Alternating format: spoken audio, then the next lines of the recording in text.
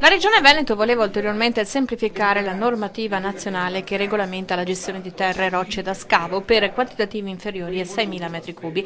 Un tentativo fallito, dato che la delibera è stata impugnata. È da un anno che noi attendiamo un decreto da parte del governo che semplifichi quella che può essere appunto la realizzazione di scavi e quindi poi il trasferimento, il recupero delle terre e rocce da scavo.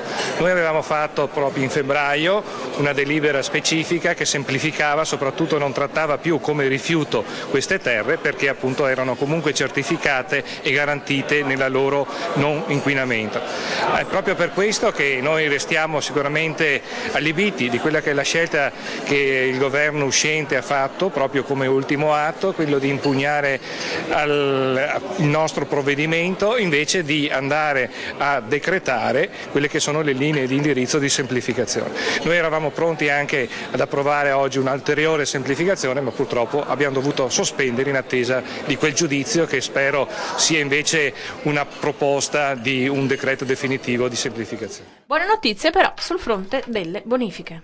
Abbiamo sicuramente l'obiettivo di costituire quel fondo di solidarietà che abbiamo appunto approvato con un'ultima delibera la settimana scorsa, un fondo che appunto percepisce un minimo di partecipazione nella gestione e dello smaltimento dei rifiuti in generale e ci crea un fondo che ci permetterà di andare a bonificare tutte quelle aree che in Veneto purtroppo sono più di 500 e che sicuramente vedono in difficoltà ad esempio i comuni perché non hanno risorse.